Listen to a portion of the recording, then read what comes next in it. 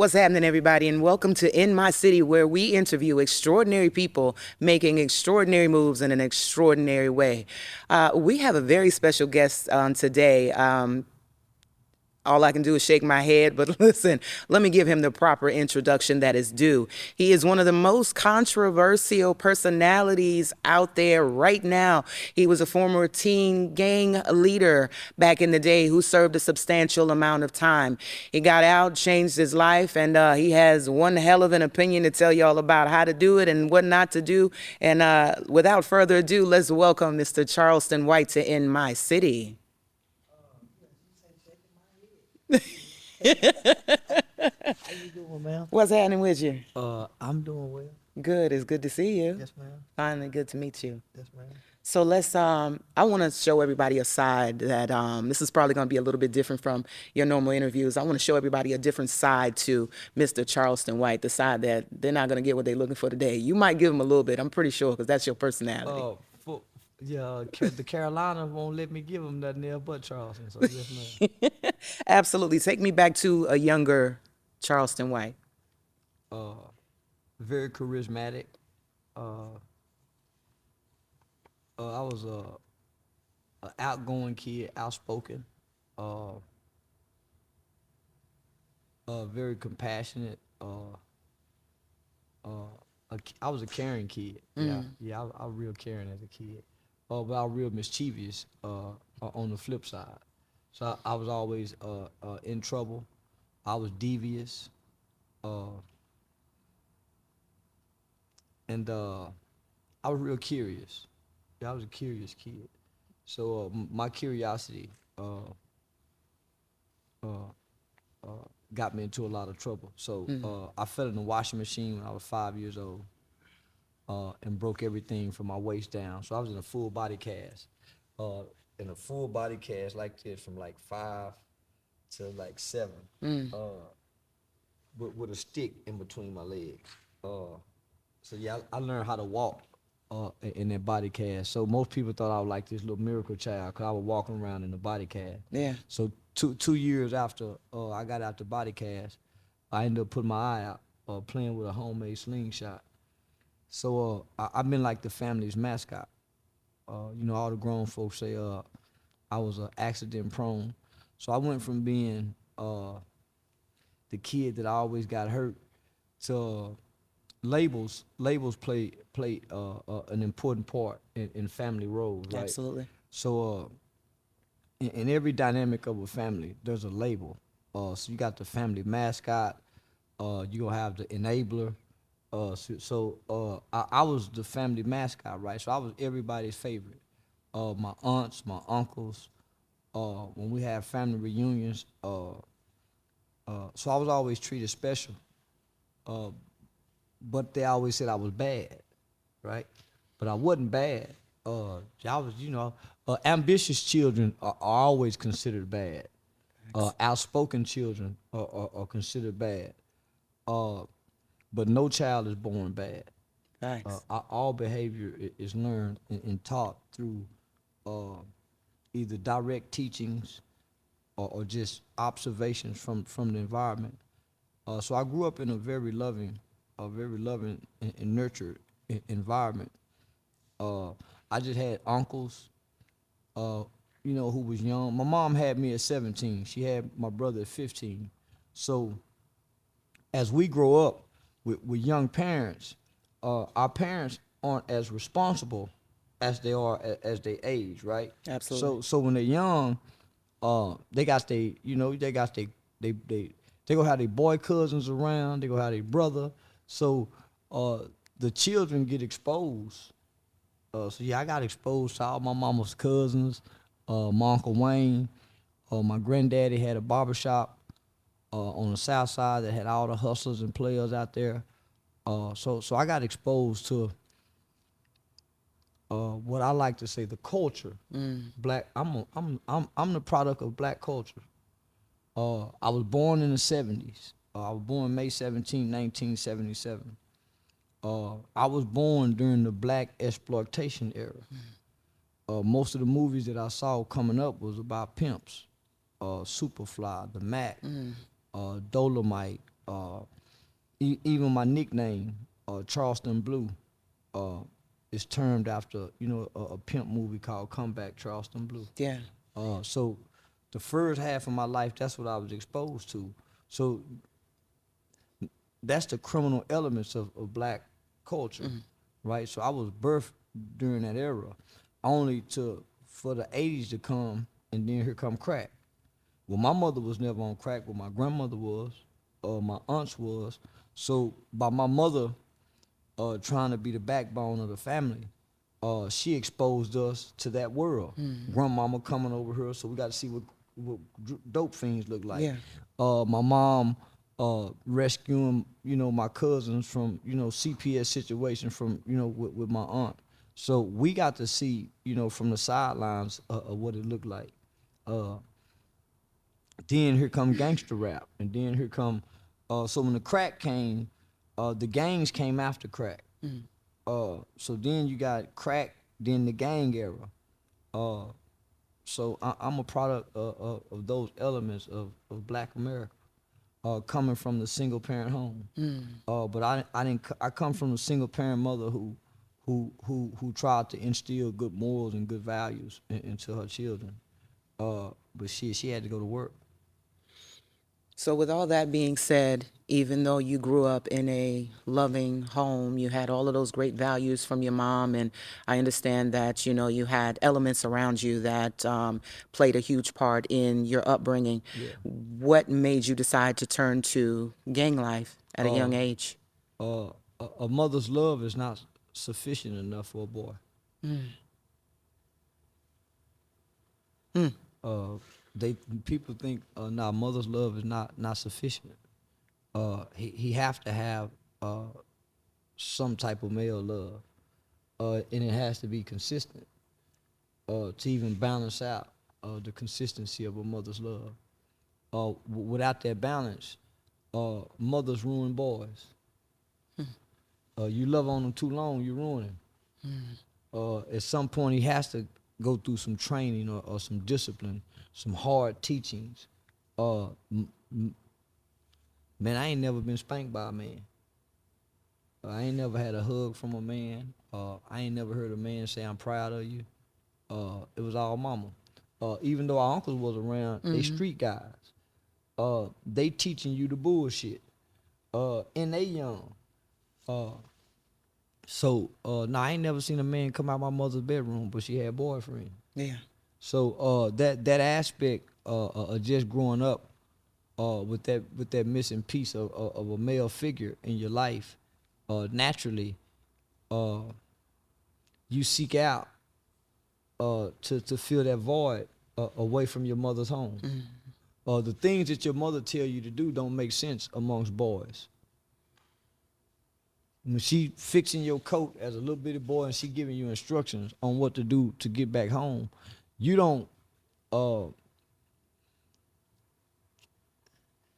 When you become an adolescent, and the things that your mother say to you, if you go out there and do that with other boys, you go get treated like a punk.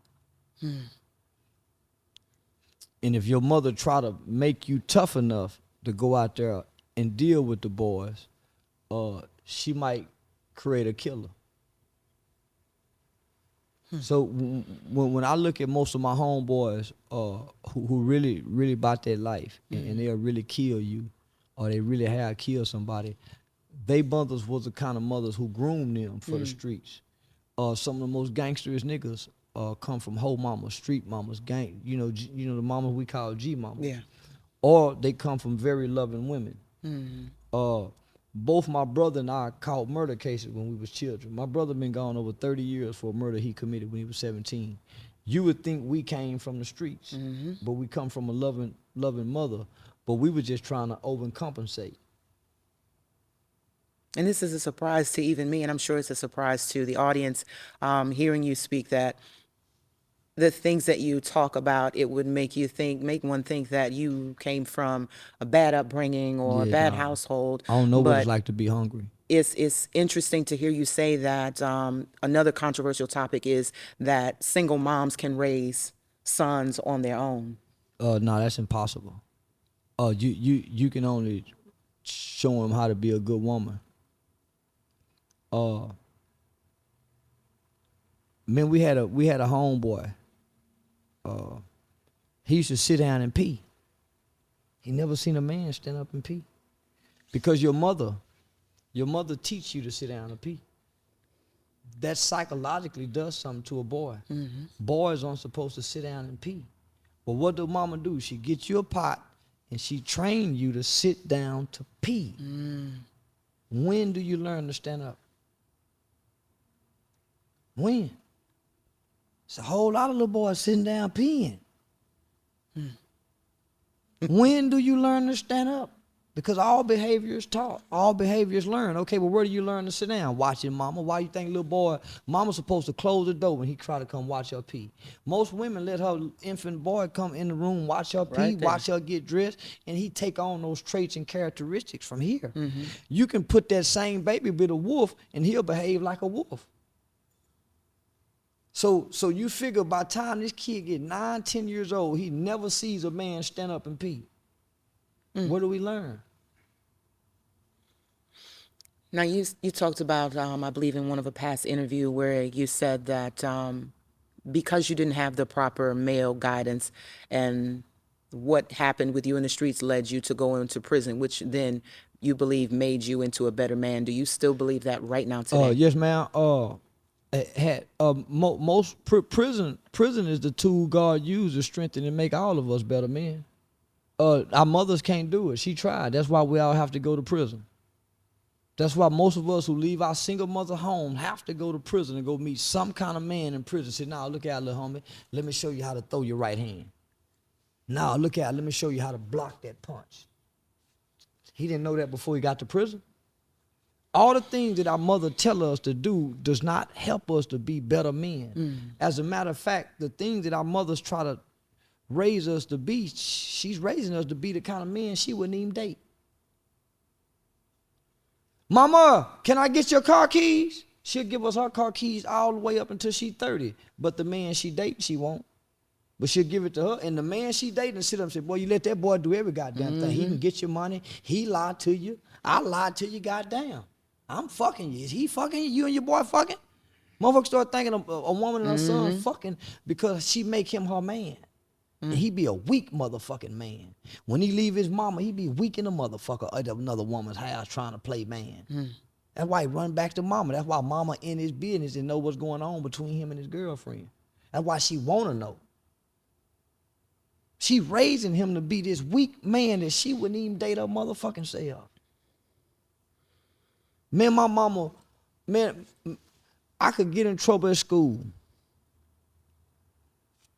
And man, my mama come home, we already know mama tired at the end of the week, but boy, she done got paid.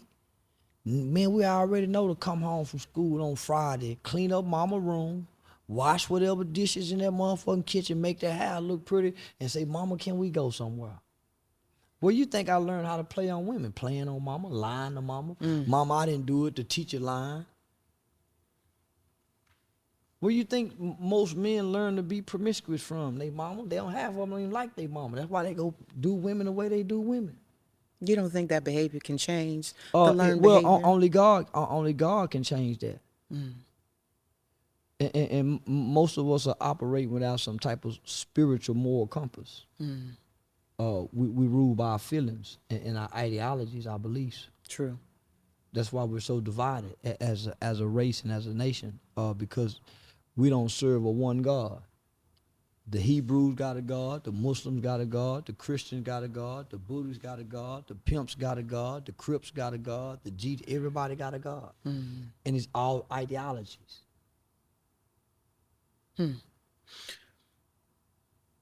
After coming home, after serving time, you decided to change things up a little bit, change the way you've been doing I wanted to things. go to prison, though. I grew up believing that going to prison was a part of being a man. And I want to be a superman. And in the black community, nobody is more of a superman than a guy who's been to prison. A high value man does not even compare to a superman who's been to prison. Even now at times, as a 45-year-old black man who feels somewhat successful, At times I feel like, man, I missed out on something by not going to prison. When I look at the pictures that Big Meech and them take in prison, and they post them on social media, and them niggas' skin be clear, their muscles be big, their body postures look strong, the group photo gives off this message of camaraderie. That's appealing. Yeah, that's very appealing. So as a kid, I watched Uncle Wayne go to prison. Uncle Joe went for killing somebody. Jeffrey went. Naki went. Uncle Boosie was a so I watched all these black men go to prison in my family. So I grew up believing that that was a part of manhood, because I have a young and impressionable mind, right? As most children do. Right. When I spent a night over my homeboy houses, hey, where your dad at? Oh, he coming home from prison. Where your brother? Oh, he in jail. He ready to go to prison.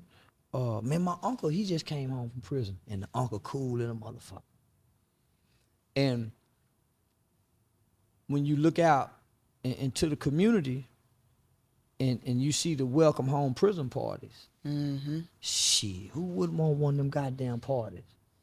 So when my cousin Tasha graduated from Sam Houston High School, her party wasn't like that prison party. So as kids, we sitting back saying, man, which party would you want to? Man, fuck graduating. I want that welcome home prison party. Nice. Man, they just gave him $2,000. You see Yeah. that? Golly. So as a kid, you trying to rationalize what has more value. And you watching not only in your family, in your community, these people be celebrated. Then when you cut on the television, you start seeing, express yourself. They in jail rapping. They in jail rapping with them chains on. So now this is being propagated and promoted through the culture.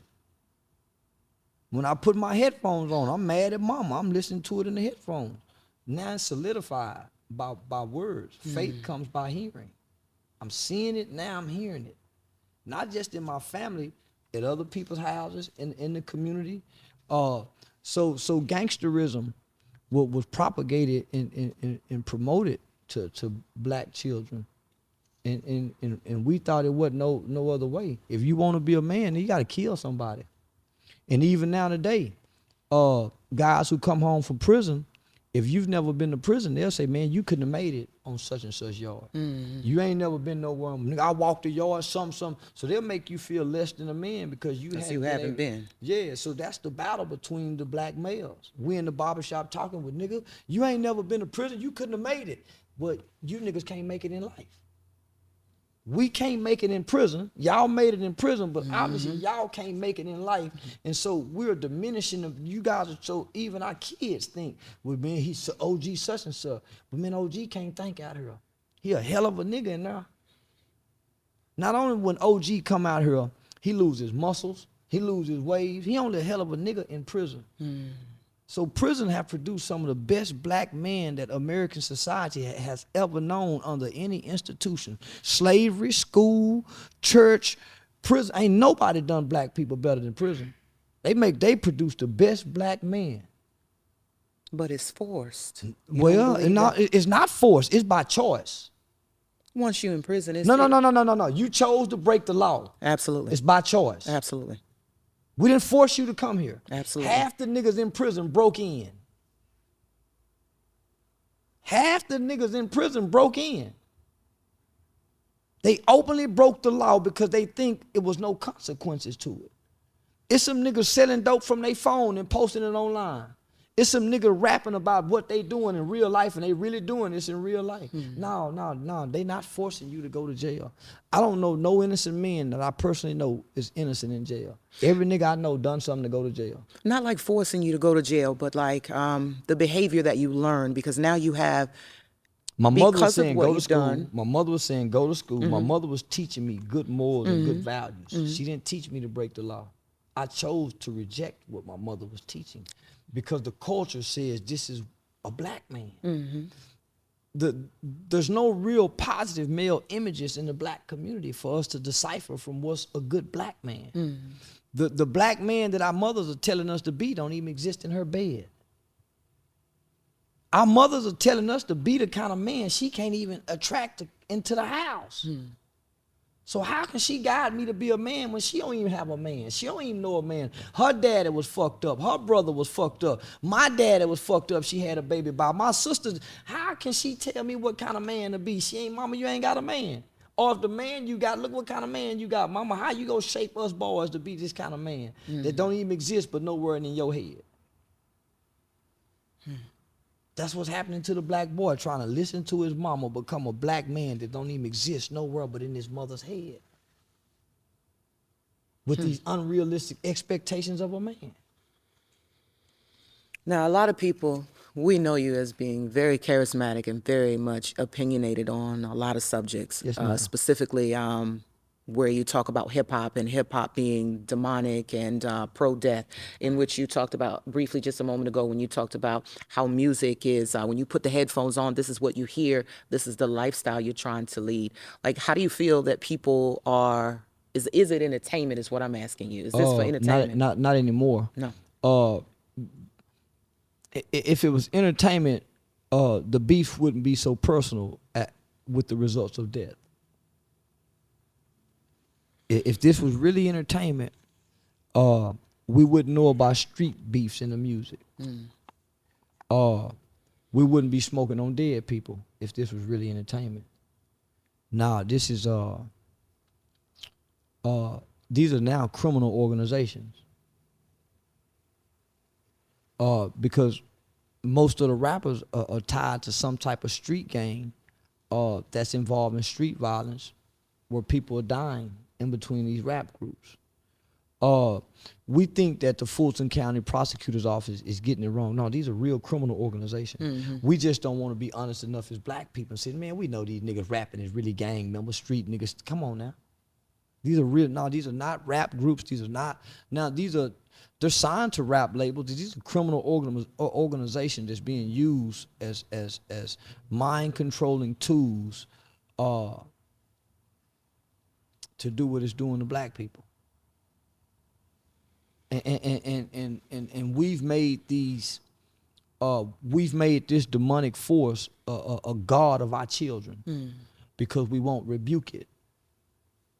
Because we won't rebuke it. Because we won't rebuke it. No one will rebuke rap music. No one will rebuke rappers. We won't rebuke it. So how can God free us from it? These lyrics are more detrimental. They're more demonic than ever before.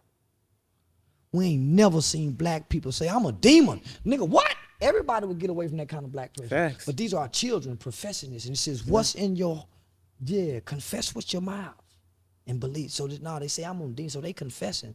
And we won't rebuke it. We go take pictures in front of the murals. Our celebrities are idols to our children and even to many adults. If the Bible is true, we see what happens to an idol worshiping people. This is an idol worshiping generation. I agree. Absolutely. So people are on the fence when it comes to your personality and what they see on social media and the things you talk about. I know everybody wants me to touch on certain subjects. Go ahead. I'm going to give them what they want. Let's why are you messing with T.I.'s son? Cause he grown. I work on young men's murder cases at 19 years old. I work on young men murder cases at 14 years old. When I see an unruly kid that's not only disrespectful to his parents, and is known to be disrespectful to his parents, and he disrespecting the other elders in the community. So think about this. They think I'm an old man, right? They think I'm in my 50s. So if they 18 and 19 years old and they saying they'll do this to me in my 50s, can you imagine what they doing to the 50-year-olds in their communities? They saying, man, we'll jump you. We go jump you when we come to Atlanta. Man, we come from an era, homie, we ain't finna jump on no old man. And we think he old. So these is 18, 19-year-old kids. I'm sorry, 18-year-old, 19-year-old young man who the white man to get him 99 years to. I know a 12-year-old kid who stabbed his next door neighbor 93 times. I know a 14-year-old kid who killed his mother and his father. I know another 13-year-old kid who got his best friend and went in his mom and daddy room and stood over his mom and dad and shot both of them. So I don't play with kids who speaks violence and who speaks aggression and has a history of showing this. So when I was confronting his son, I was responding to them making threats to me. I confronted their fathers, Lil Boosie and T.I. In defense of Kanye West, because Boosie said he would slap Kanye West for wearing the White Lives Matter shirt. And I'm saying, come on, homie, why would y'all bully this man? This man got biracial children. He got white kids. Why wouldn't he let his kids know they life, the part of them that's in them, they mama side matter too? So for black rappers to attack them, and then Boosie, I'm saying, Boosie, you got a 15-year-old kid that was a hitman. That kid, Marlo Mike, killed 9 black people for Lil Boosie. And he paid him $2,500 per death. How in the fuck you go fix your mouth, nigga? Say what you would do to Kanye West. And nigga, you been killing niggas. Lil Marlo Mike in the back itching for a body. You put that in your song, my nigga. Bragging about how this little boy killed people for you. But we clap for Boosie. We clap for Boosie. This kid was suffering and battling with a mental health illness. He saw somebody get murdered when he was 6, 7 years old. You think he ain't gonna kill? So he grew up to kill for Boosie. Tattooed on his chest. Who next, Boosie? He can't take no more. Them demons eating him up. He make a confession. He got to get this out. So guess what they do? Man, they go, man, he take it back. But he wasn't lying. So you say you go slap a man who ain't never promoted death or killing to us. Kanye West ain't never promoted death or killing to us. Never. So y'all go turn against this brother. So I spoke up on Kanye West's behalf addressing Boosie. And so I said, Boosie, your son and T.I.'s son just got arrested. Y'all talk this Black Lives Matter shit, nigga, but you killed niggas. So your children, Boosie and T.I., y'all son will more likely be shot by the police than Kanye West half white kids. So that's where that came from. So then I started saying, well, they look ugly. So that's where I was addressing the fathers and spoke on the sons. The sons came out and spoke on behalf of the fathers, which I can't get mad at these little boys. But now, a disrespectful kid, I shoot him too. I catch your kid down off in the neighborhood fucking around something, and I'm trying to do something, and I say, man, y'all chill. And the police will shoot him. They'll shoot a kid with a gun. And these are the kids with guns. So when I saw T.I. addressing his son online, man, I'm 45 years old. I used to smoke cigarettes. My mama ain't never seen me put a cigarette up to my mouth, let alone a blunt. My mama don't watch none of my videos or none of that. If I knew my mama watched my videos, I wouldn't even talk like this. So I watched him go into the room with his son while his son rolled a blunt and call him bruh. Well, that kid already been disrespectful to T.I. and his mama and them long before he got on there with me. So I'm the old nigga in the neighborhood. Yeah, I check your son. And if he go get his daddy, nigga, we'll fight behind me trying to stand for what's right. So why do you think people get so pissed off at the things that you say? You think it's because you're a black man and they believe that you've lived that lifestyle before and you should be on their side, or you think that they're just pissed off because you're telling the truth and they don't want to hear it? That's it. If I was lying, I could be easily dismissed. Just like that. My videos wouldn't trend anymore. If I was telling any lies, there's no way I could have this traction. The truth hurts. But you got a way of telling the truth now. You ain't just sitting up there. You got an exciting way of telling the truth now. I tell it without sugarcoat. Most people sugarcoat the truth. Facts. Most people tell the truth where people where it appeases people. And I ain't trying to appease nobody. My mother whispered in my ear one time and said, "Boy, just tell the truth. God don't care nothing about nobody's feelings, and neither do the truth. The truth and God don't care about people's feelings." Do you fear for your safety because you're telling the truth about Though so I many walk things? through the valley of the shadow of I know death, that's right. I shall fear no evil. I'm speaking against evil. What is there to be afraid of? Say less. Facts. Black Lives Matter, you touched on that. What are your feelings when it comes to Black Lives Matter? Black lives don't matter. You lying, motherfucker lying to me if they think they do. Prove it. The organization Black Lives Matter. As a black man, I'm not following 3 gay lesbian women nowhere. I'm not joining no organization that's headed by 3 gay lesbian women for the black cause. The Black Lives Matter cause is more for gay rights than it is for black rights. That organization have known and been proven to be a scam. It's taking more money, half the money that it's taken and haven't came back to black people between Sean King, Lee Merritt, Benjamin Crump. They've been scamming us, man, in the name of Black Lives Matter. We're gonna lose our God, because the God our grandmothers told us, as bad as we want to hate white people and be mad at white people for something that we don't know nothing about, our grandmothers told us that God don't have no respect of color, no respect of person. Why are we trying to make it? Why are we trying to make it about color with our God? All life matter.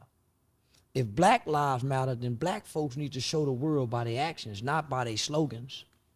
To have this same tenacity, have this same energy when Jimmy killed Bobby in the hood. March and protest in that neighborhood where that nigga got killed at. Don't go downtown. Don't go to the police station, because ain't nobody getting killed where y'all marching at. Go to where it happened at every shoot. So show us that Black Lives Matter means just as much as to black people when black people kill black people, because it only seems to matter when a white police officer do it. And it's only seemed to matter because more black people have been shot after George Floyd. Where's that same? You see what I'm saying? Yeah, I understand. So we're just a group of emotionally responsive people, and we are the only group of emotionally responsive people in America that the media can press a button to make us boom. Now, you, I know you recently know that Gunna was released from Yes, prison. We're ma'am. going to talk about I'm that. here, Now, gonna you were tell. glad he went to jail, Yes, so now ma'am. you happy he out. I'm happy he got out in the manner in which he came out. I'm glad to see they broke him.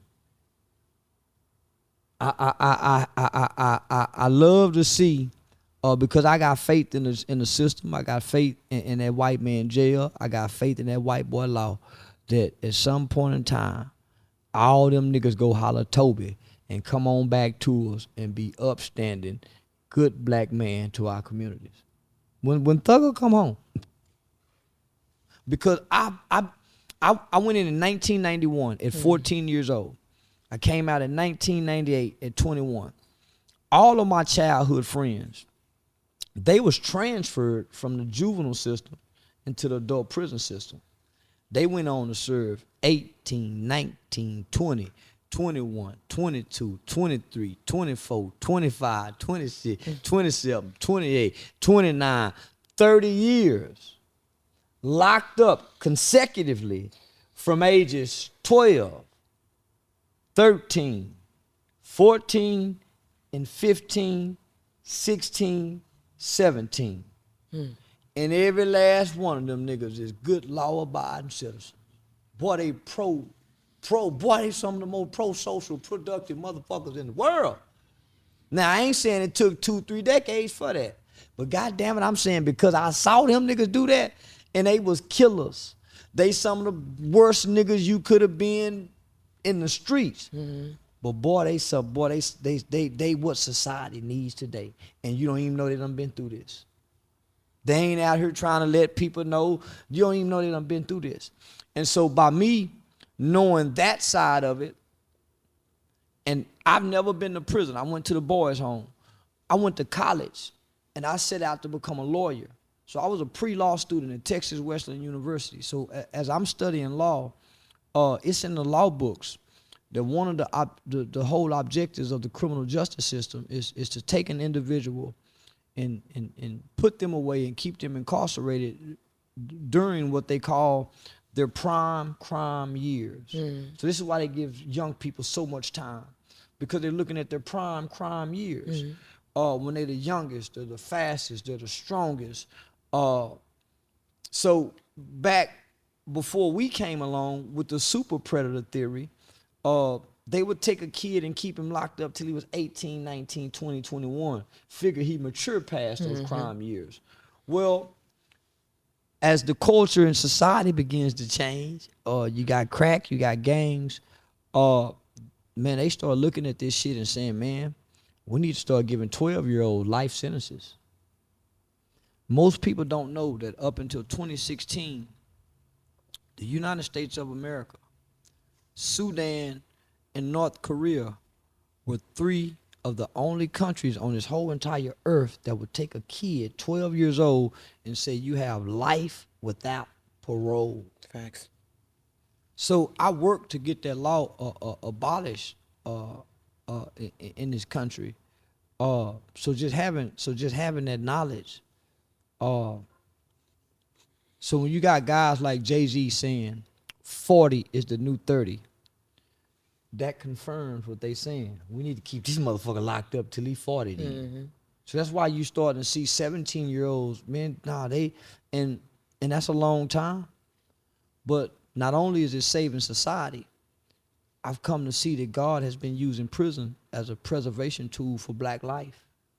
Because if God leave him out here, he go kill himself. He go kill somebody, or he go do something that's gonna cause him to get a life sentence without parole.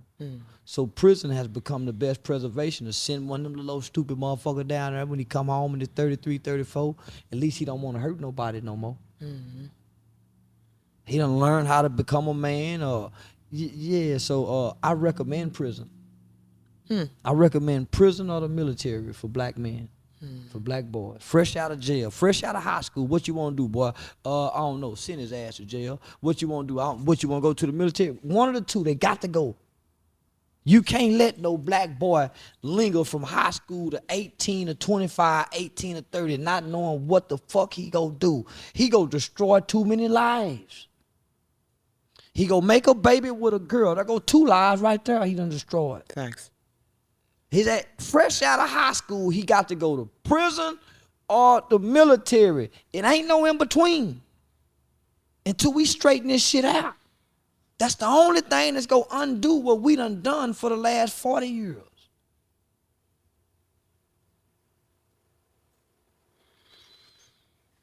Brittany Griner. She shouldn't have never been released. When you do wrong, you gotta pay for your consequences. She was warned before she went. There was warning before destruction. Not only does it hurt our military, it hurts the confidence of what the military believe in when they over there fighting for something. It's also an incentive for well-to-do Americans, or just any American, to be kidnapped and held for ransom in a jail or a prison in a foreign country that don't like us. The flip side of that is that Russia was losing the war. Russia is losing this war with Ukraine, with Ukraine having the help of America, and America giving them weapons that Russia don't have. Nobody expected for Ukraine to be where they are in this fight. So with Russia losing this war, he's been threatening nuclear war, but that's he don't want that. China don't want that. Nobody wants that, right? So this was a trump card. Okay, they got help with weapons. Nobody's really helping us with the weapons that could beat America weapons. We need somebody to help us with weapons. Who more than to get? That motherfucker they got over there. He done provided weapons with, yeah.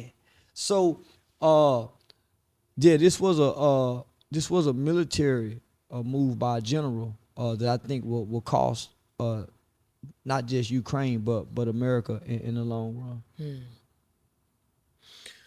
Now you have a youth program that you started, I would like for you to, it's called Hype. Yes, ma'am. Yes, what does Hype. Hype stand Yeah, for? Dewberry came up with that name. Yeah? Hyped about hype youth outreach.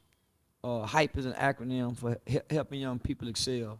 We created this right when Dewberry and them had came home. So a lot of my homeboys had started coming home uh, from being locked up. And I like to say this clearly, from being locked up from choices and decisions that they made as children. That carried decades into their adult life. Uh, so we come up with the idea is that no child is born bad. Man, we were just children acting out of hurt and pain. And so I've been out since 1998. So I got to grow up in my 20s, my 30s. Them niggas came home in their mid 30s. So God gave me a vision to create a youth organization using our stories, to try to stop kids from going down that same path that we had. And it really was more or less for the kids, which that's the focus and that's the intent. But the motive is we're all responsible for taking somebody's life. And we've paid our debt to society, but we forever owe a debt to our victims. So this is so that we can prevent more victims. Because a kid walking around angry, growing up and never having those issues resolved and processed, then those are the people who hurt people, because hurt people hurt people. Absolutely. Yeah, stop the hurt, we stop the hurt. And that's all you're trying to do. Just Yes, speak the ma'am. truth and get people to understand. Yes, It ma'am. just With the comes kids, out the though. way you want it to come Yes, out. ma'am. I tried to talk right. When I was going to D.C. working with, I done work with Barack Obama's Attorney General, Miss Valerie. I've been on private phone call with Barack Obama after the Baltimore and Ferguson riots. I was selected to campaign with President Trump in 3 key battleground states. When I had the bow tie, trying to walk in Malcolm and Martin's shoes, traveling around the country, I spoke at some of the most prestigious college universities in this country. I done worked with over 50 U.S. congressional members. I've partnered with some of the biggest lobbyists, policy makers in this country. That ain't what black people want. They want to suck your dick, bitch, fuck your hoe, shoot your bitch. Yeah, they want the drama and all the extra. If that messenger don't talk like this, then God will never be able to get the message to the people. So I started working off in the hood, off in Stop 6. I started out in the church. So I went from the church working with the youth to the juvenile facilities, to the alternative schools, to the high schools, college universities. I was teaching classes at the adult parole office on McCart at the central unit, where every Tuesday and Thursday it was mandatory where people had to come to my class after being released from prison. I've done training with the United States Department of Homeland Security, Human Trafficking Division. I used to train the state's juvenile correction officers. Man, you name it. That ain't what black people want. Nah. They would reject Jesus. They would reject the Prophet Muhammad today. They would reject Malcolm today. They would reject Martin Luther King today. They would reject Marcus Garvey today. They would reject Angela Davis. Yeah, they would reject these people today. So I tried to be all of that until now. And then I saw that motherfucking Netflix movie with Eddie Murphy dropped with Dolomite. I grew up believing that Dolomite was a real person. I ain't know Rudy Ray Moore was a nigga playing like Dolomite. So I'm just saying, I'm what, early 30s, 35 when I see that. So I'm saying, man, what the fuck? I really think Dolomite was a nigga talking how he talked, not knowing. And that's when it hit me. The messenger, he has to be, he got to speak the language of the people. Facts. In order to get through to them, because that's the only thing it Yes, seems ma'am. like they understand. It's not mine. So what I realized is we got different factions in the black community. We got the educated Negro, we got the pro-black, we got the Pan-African. So we got all these different kind of people, right? I'm just looking for my kind. Well, how do you recognize your kind? By their actions. Lions and tigers are all the same feline, but they different kinds. Thanks. You got all different birds. They're the same bird, but it's different kinds. I'm a bluebird looking for a bluebird. We all birds. I ain't a bluebird trying to fly with the red bird. They kill one another. I ain't trying to be with them kind of black people. These black people cross one another. I ain't trying to be with them black people. So I'm looking for my kind.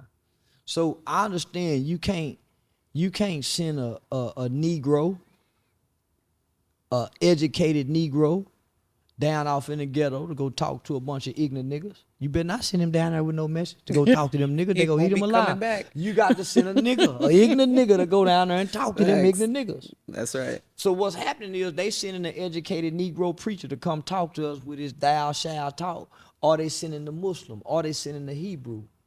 Man, our people don't want to hear none of that. They want to just know what's real. They don't want your religious book. Man, can you feed me, get me a job, or can you help change these conditions? Other than that, they go play on you. So after reading and studying the Black Panther Party, Huey P. Newton specifically, and his methods, I understood how to deal with our people. Feed, clothe, educate, but start with the babies.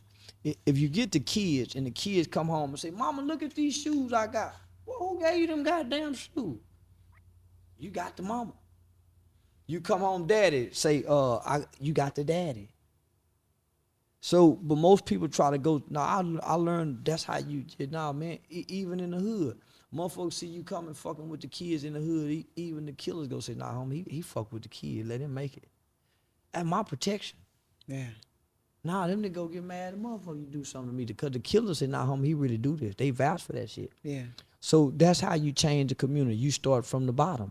Everybody running to the top asking for funding, squabbling with the politician. Man, go talk to them kids and ask the kid what's wrong around here. And ain't nobody doing that. Ask them what's wrong, what needs to be fixed, what parks ain't right, who is the, ask them and you'll get all the accurate information about what needs to be fixed in our communities.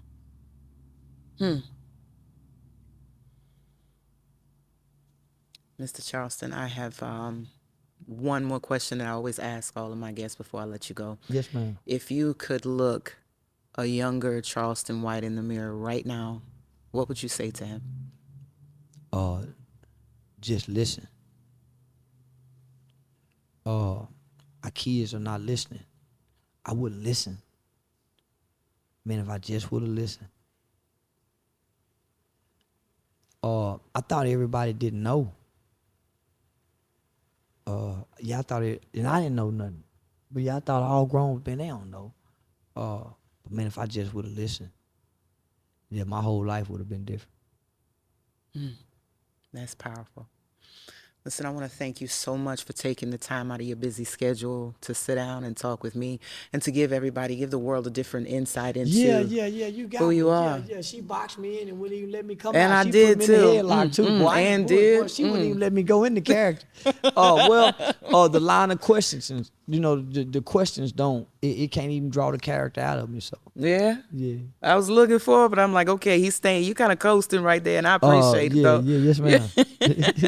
Well, listen, I want to thank you so much again for joining me on In My City. You guys, we have our special guest yet again, Mr. Charleston White, and hopefully this will give you guys a different insight into who he is as a person, and even though he probably don't give a damn either which way. Well, I do. I just got to play like I don't. Thank you guys so much for joining me, Tabitha Simmons, on In My City. And this was brought to you by Extreme Venue. Make sure you guys go and check him out. He's doing a comedy show.